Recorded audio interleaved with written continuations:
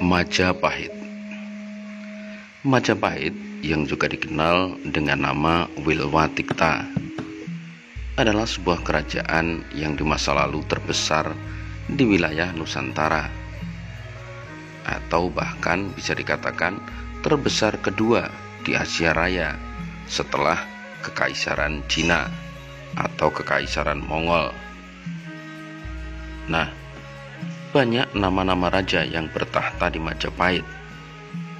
Namun, ada satu nama raja yang sangat terkenal. Nama raja tersebut adalah Brawijaya. Tentu kita bertanya, siapa sebenarnya Brawijaya?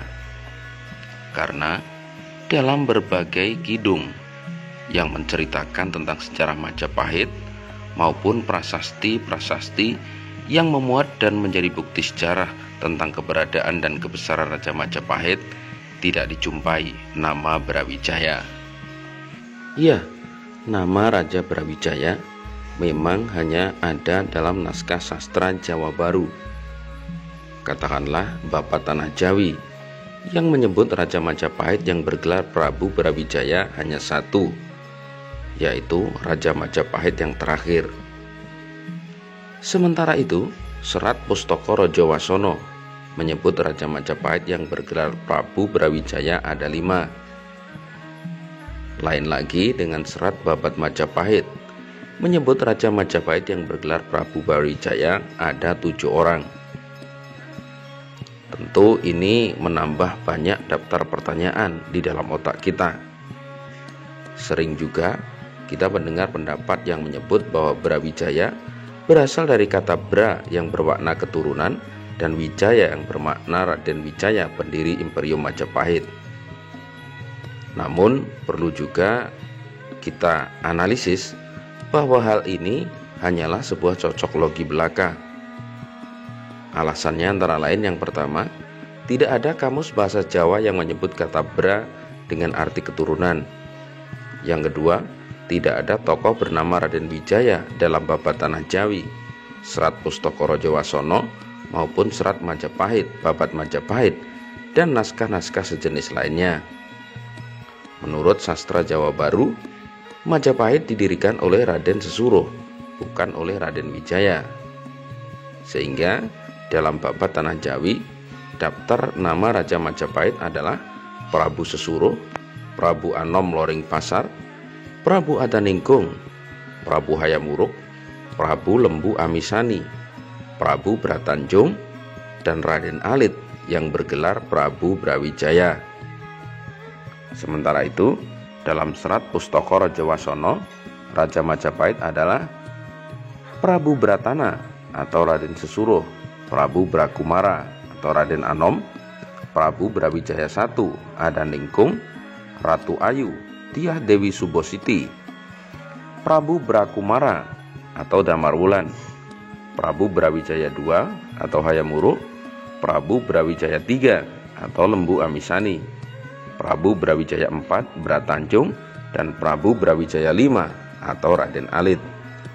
Sementara dalam Serat Babat Majapahit, Prabu Brawijaya ada 7, yakni Prabu Brawijaya I Raden Sesuruh, Prabu Brawijaya II Brakumara, Prabu Brawijaya III Adaningkung, Sri Kencana Wungu Dyah Ratu Wuku, Prabu Brawijaya IV Damarwulan, Prabu Brawijaya V Lembu Amisani, Prabu Brawijaya VI Bratanjung, dan Prabu Brawijaya VII Raden Alit.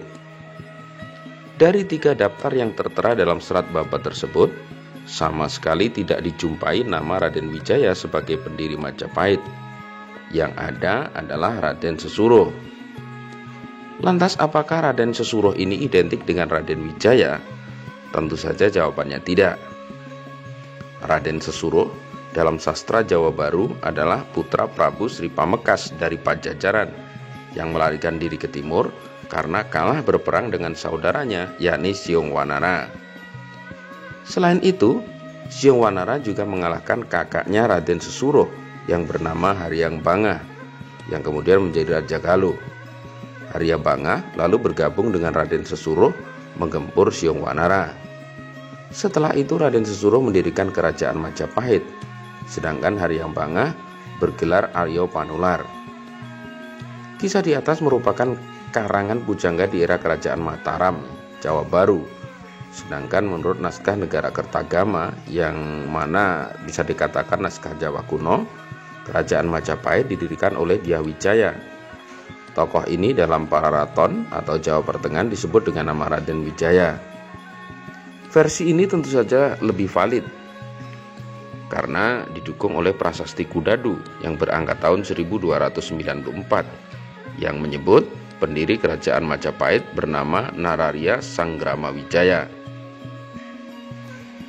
Jadi, pendapat yang menyebut bahwa Prabu Brawijaya 1, 2, 3, 4, dan 5 adalah keturunan Raden Wijaya jelas tidak benar, karena mereka adalah keturunan Raden Sesuruh.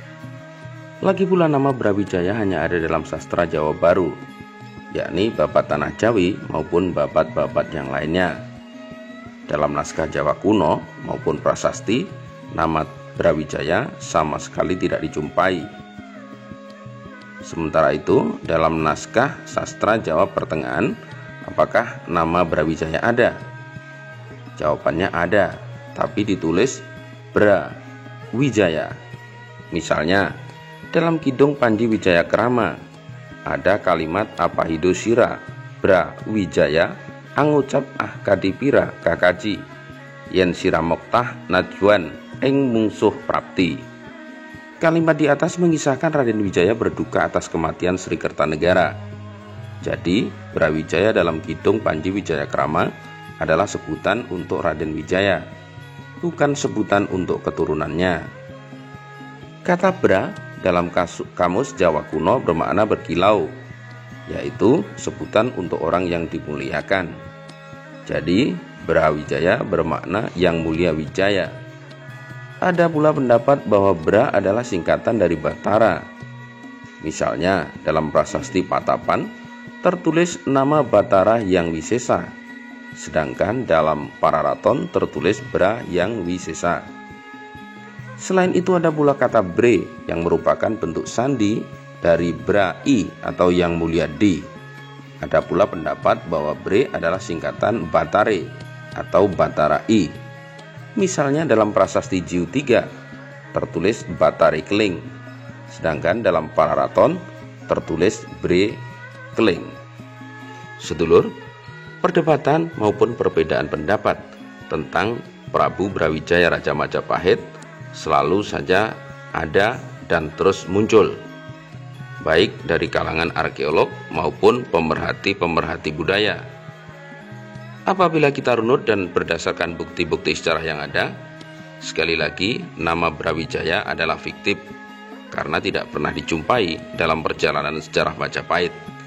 Akan tetapi, nama Brawijaya sendiri sangatlah akrab dalam telinga maupun pikiran orang-orang Jawa, dan tentu saja sangat diyakini, bahkan bisa dibilang sebagai salah satu patokan spiritualis Jawa dalam menjalankan laku-laku kehidupannya. Terima kasih sudah mengikuti video ini. Semoga bermanfaat. Salam.